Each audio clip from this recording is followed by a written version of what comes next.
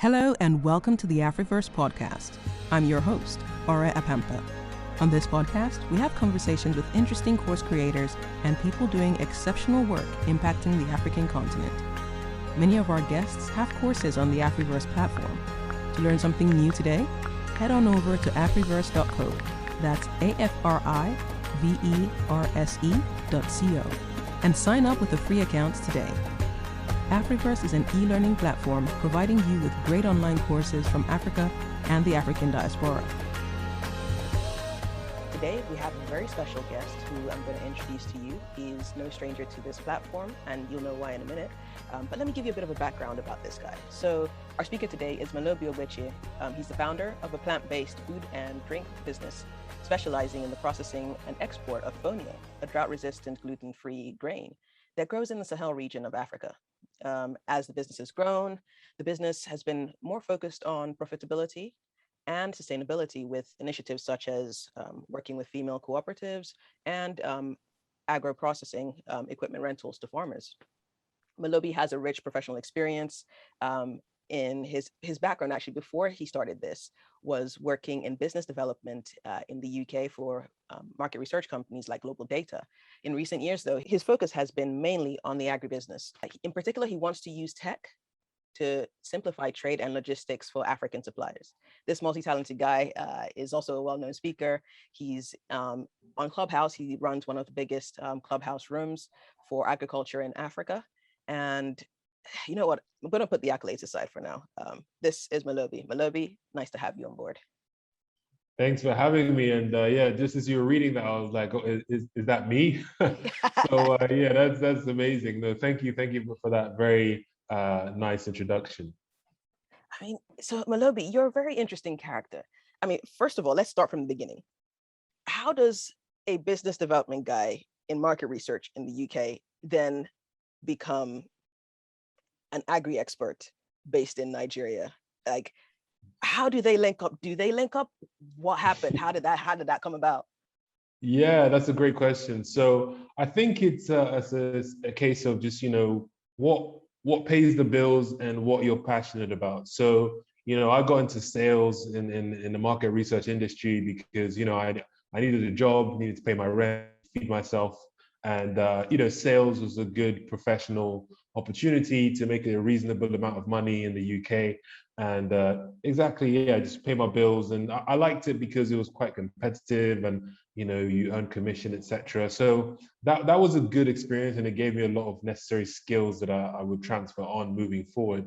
But how I got into agribusiness was quite interesting because I'm someone that likes to do a lot of research outside of what, mainstream. I like to, research people that are maybe neglected by the mainstream. So I followed a health food practitioner or a naturopath called Dr. Sebi, and he gave a lot of interesting knowledge about, healthy plant-based alkaline foods before the whole vegan thing was a craze.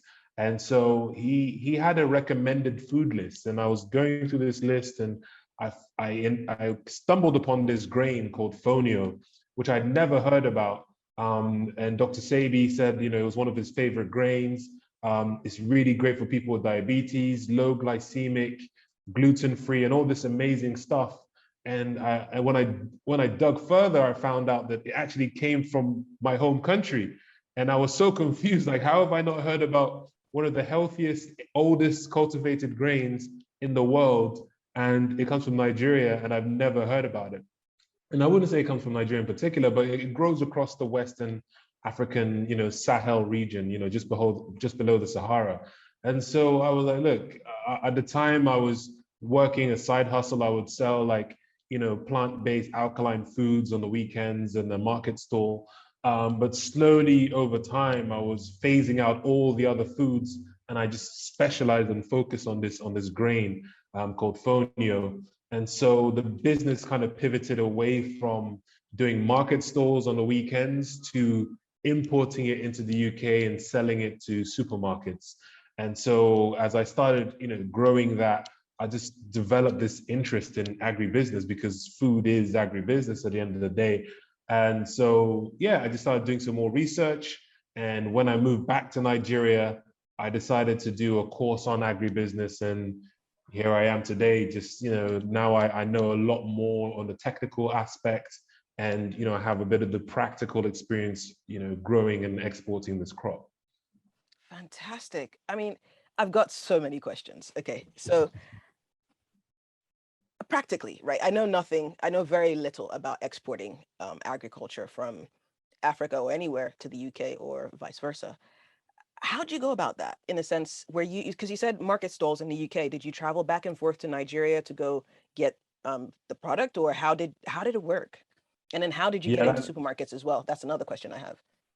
yeah, that's a great question. So when I first started doing it, I can't remember the first time that I got hold of this grain. But I was working full time, and like I said, I was doing market stalls on weekends. I was pretty much just working 9 to 5 and plus weekends. And so I started researching this grain, and I took like a leave from work. So, many of you probably know that the leave is not that long, but I sacrificed some of that holiday time to actually source this grain from Nigeria. So what I did was I went to the different, ministries and agencies in Nigeria, the Ministry of Agriculture, the Export Promotion Council in Nigeria, and I would just ask around. I'll be like, hey, I'm looking to get hold of this grain. Where can I find it? Can you introduce me to some, suppliers and farmers?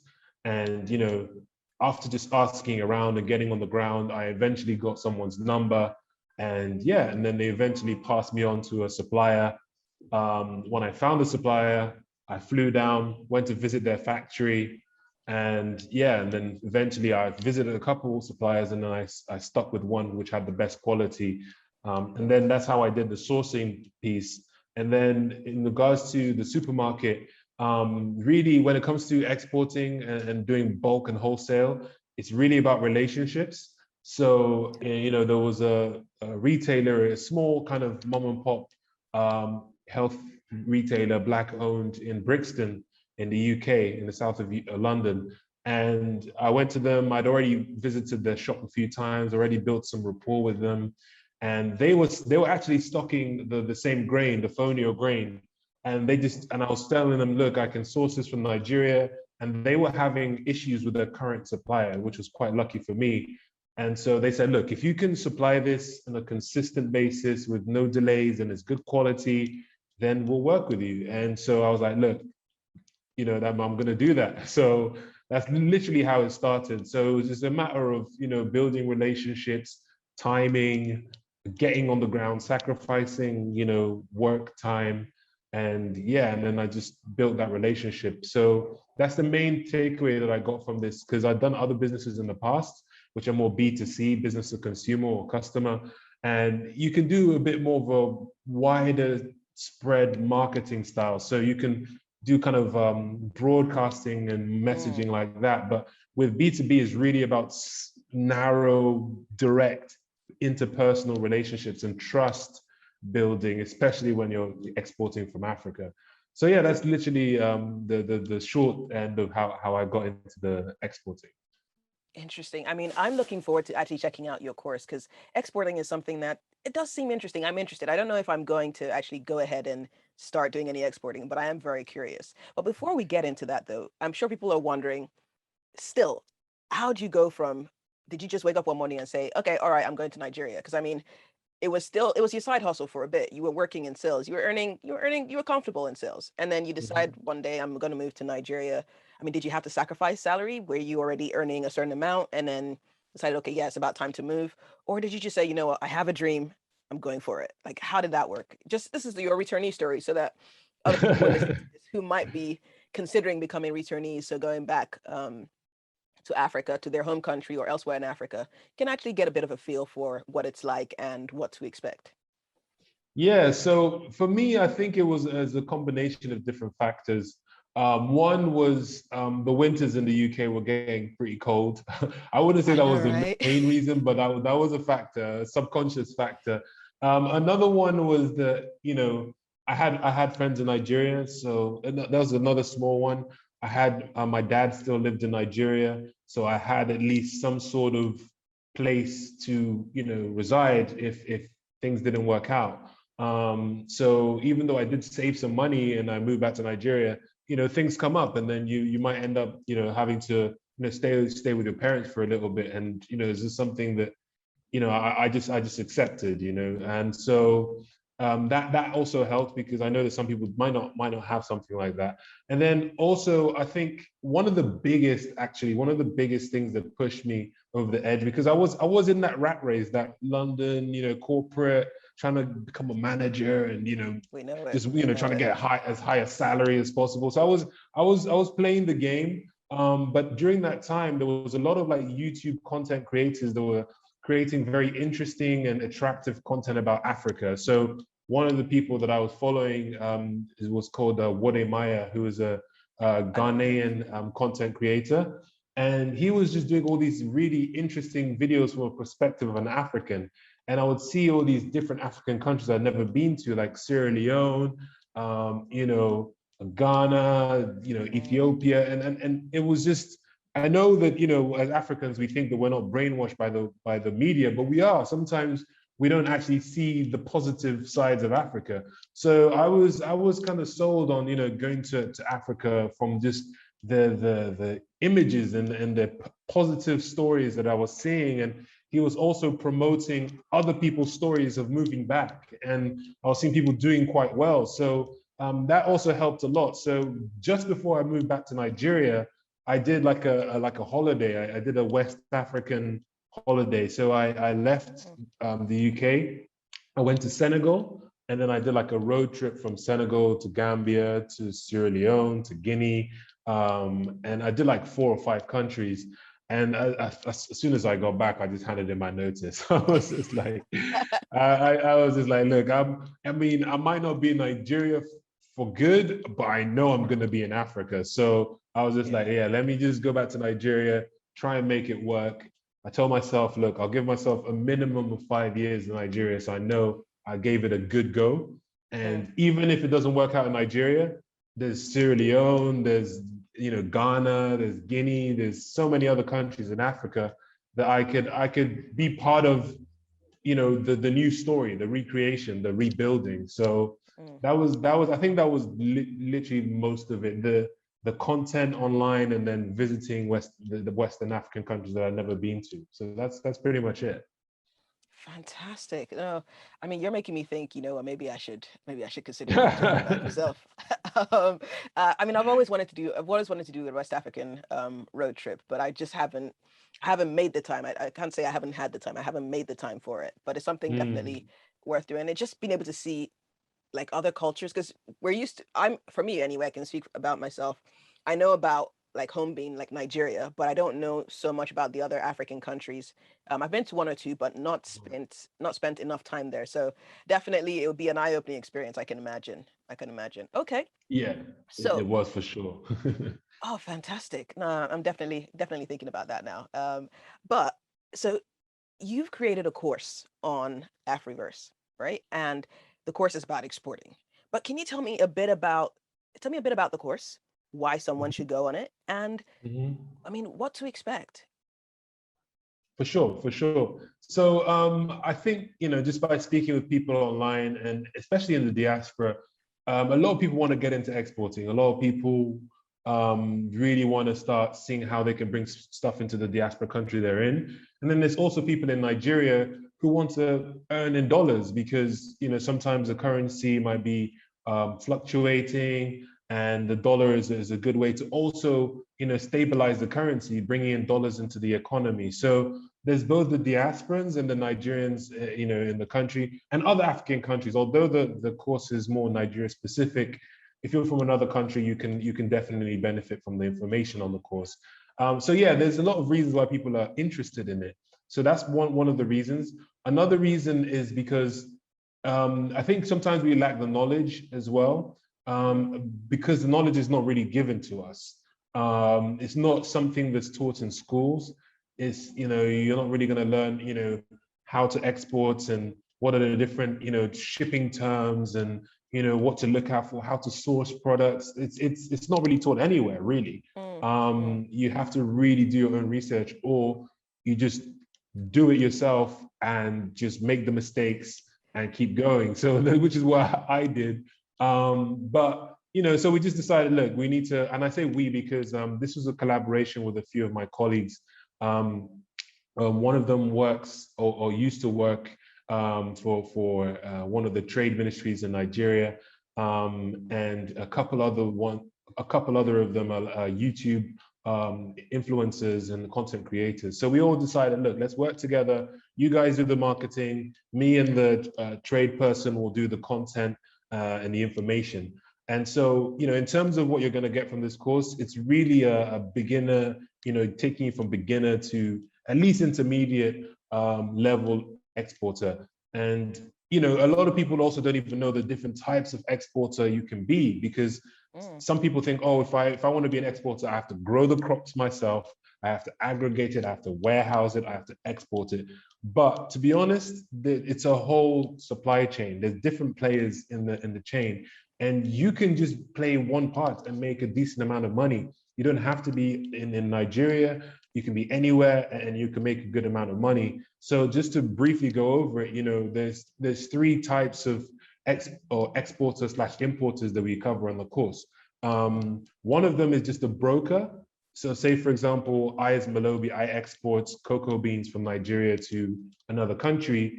You as Ore, you can be a broker and you can say, look, Malobi, I can find buyers for you in America, and all I want is 5% commission on each transaction that gets to the buyer. And that's what we recommend people start with, because then you start learning the ropes without having to risk too much of your money, your assets, etc. There's also the distributor model, where in the same situation, say I'm the exporter, but you might have a warehouse space in the US, so you can buy it rather than the buyer buying it and you take commission. You yourself can buy the produce and then store it in a warehouse and then distribute it to other people in that country. So these are just two of many different models that you can work on. We also cover how to pick the right product, understanding the trends in the market, understanding, how to niche down, also understanding that you need to focus on one product at a time. So there are many big things you learn, and there's many small things you learn that will take you a long way, because if you get into export and you say, oh, I want to do 5 different products at the same time, based on my experience and my other colleagues that export, that is not the way to go. So just that little bit of information of saying, look, focus on one product is going to help you go a long way. We teach you as well on, the different shipping terms, and I wouldn't go through this on this call, but I'll just say that, there's different terms you need to learn and understand when it comes to shipping. And then we also teach you, how to find buyers, the different types of buyers there are, supermarkets, product producers, manufacturers, and we teach you the different approaches to those different buyers, etc. So there's a lot of information condensed down into probably maybe a couple hours of content, so it's not overwhelming. And I think that anyone that takes this course would definitely believe that it's worth their money, because this is it's taken us a while to make it, and it's an amalgamation of both experience and other courses that have been put out there. So yeah, that's the summary of what's in the course. Oh, fantastic. I mean, I do have another question though. So say I'm actually a lot more interested than I put forward. And I'm thinking, what product do I start with? Because I don't want to make a mistake. It's my first one. And I'm like, okay, I don't know what to do. How would I go about, if you maybe just give us a bit of a preview? I know this is covered in the course, but give us a bit of a preview. Do I go for something I'm passionate about? Do I do market research? How would I go about doing market research if that's the case? Is there a product that's like selling like hotcakes? Like, let me sell those right now. Tell me. Yeah, sure. So there's different factors. So one of the factors is understanding what the global trends are. So right now, we've hopefully coming out of this pandemic, but health and wellness and superfoods and things of that nature are really popular right now. So and Africa is kind of known for being, we have a brand that is kind of natural, organic, so these kind of things can sell easier from Africa. So moringa, baobab powder, turmeric, ginger. these kind of products are in high demand because of the current global situation. So you can look at the global situation. And then also what we recommend is that people focus on what the buyer wants rather than what they want to sell to the buyer. So that answers your question about passion. Yes, maybe, before you get to the passion side, you first need to understand what the buyer wants. So say, for example, you approach an African food store, it's much better to go to them and say, hey, I'm looking to bring some stuff to your store. What are you struggling to get into the country? What are you really looking for? How can I help you? Really, you're trying to be at service to them and help them solve their problems rather than you saying, this is what is going to sell in your store. So it's really about putting the buyer first. And we teach you how to identify, what products to actually get into first. So you speak to the buyer, see what they want, and then after that level, you can add in your passion. So say, for example, they say, oh, we want baobab powder, shea butter, and moringa.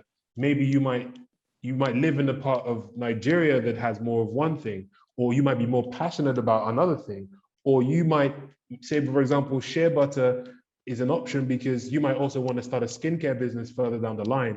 So these are the other things that you can do to further filter. But the passion bit is like a very small part of that filter. It really is about understanding what's going on in the world and then understanding what your buyer wants. And then we also recommend people go to trade shows, go to exhibitions. And this is where the diaspora can play a really vital role because you're going to be in a country where you have access to these buyers, you can meet with them face to face, whereas someone on the continent, it's a lot harder for them to sell because they haven't built that trust. They haven't really had that personal interaction. So I hope that kind of answers a bit of the question. No, it definitely does. You're getting me excited about about exporting. I might consider it. I might consider it. Okay. So, I mean, this is all great and fantastic. By the way, if you're looking out for the course, what should they type when they go on the Afriverse website to find the course? Yeah, you can just type in export or exports from Nigeria.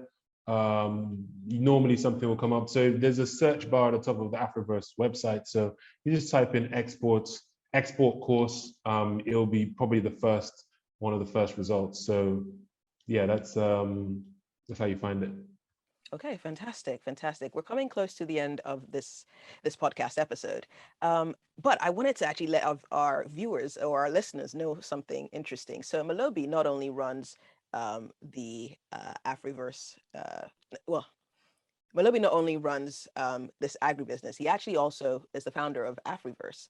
And so I wanted to just ask a few quick questions to do with Afriverse. I mean, what made you decide to actually set up Afriverse, and where's it going? Yeah, so just to make this slight correction, I'm actually a co-founder, so it's two of us. Yeah, it's myself and Dion, who's a VP or vice president or vice principal, sorry, at a school in the UK. And yeah, it's just something that was on my mind for a while because I'd been on platforms like Udemy, but I found that Udemy is just for everyone, which is great, and there's a place for something like that. But I felt like for the Africans on the continent and the diaspora, we needed our own space for teaching each other because there are specific topics that are more relevant to us than other cultures. And there are also specific teaching styles that might work better for our people. And so I decided that, we needed our own e-learning marketplace. And so it was probably about a year ago that we decided to create Afriverse. And we worked on it. It's just something we've been working on gradually, just adding more courses, bringing more people on the platform, doing marketing. And it's been a great journey so far. I'm really happy with what the website is looking like right now and where we've got to so far. Myself and Dion actually were the ones that built the website ourselves.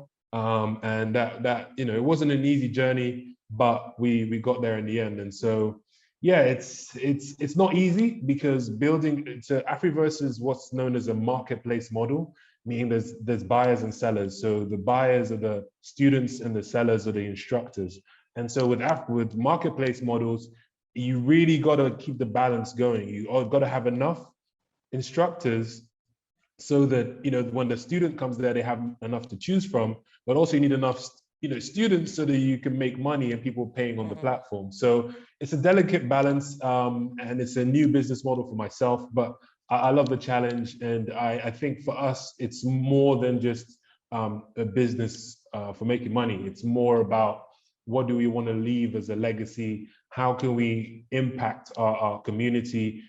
This is a project that, I know it's going to be here for decades. So we're playing the long game, and we want to be the #1 library for African or Afrocentric learning. So yeah, that's the journey so far. Thank you. Okay, Malobi, it's been awesome being on this podcast with you. I've learned a lot. Like I said, you're already tempting me to kind of go into the export business. We'll see about that. But yes, tell us, so where can we find you? Where can we connect with you if people want to get in touch or collaborate? Yeah, of course. So for the Fonio business, the exporting business, it's at Malobi's official. So MALOBIS official, OFFICIAL. And then obviously Afriverse, if you want to check out the course, that's at afriverse.co. And then for Pan-African traders, which is another platform that we're working on, is still in the works. We've got some buyers and sellers on there. It's more of a trade marketplace. That's at Pan-African Traders without any underscores or anything. So it's a lot of Instagrams, but I tried to, I think when the pandemic hit, a lot of people understood that it's good to diversify. And I just had a lot more time on my hands, especially when we had the first lockdowns. So I just thought, look, these are ideas that I've had for a very long time, and I want to execute them now that I have the time. There's no excuses. And so that's literally why Afriverse and Pan-African Traders were born literally around within the same couple months. So yeah, those are the places to reach me. And then I'm also on LinkedIn, Malobi Ogbechie, MALOBI, and then last name OGBECHIE. So yeah, that's how you can reach me. Thank you very much for joining us. It's been fantastic having you on board. If you're interested in the course, like Malobi had mentioned, head over to afriverse.co and search for export in Africa, and then you'll find the course. All right, take care, and we'll catch you in the next episode. That's the end of this week's Afriverse podcast episode. Hope you enjoyed it. Check out afriverse.co. That's AFRIVERSE.co. to check out the courses available and learn something new from inspiring course creators from the African continent and the African diaspora.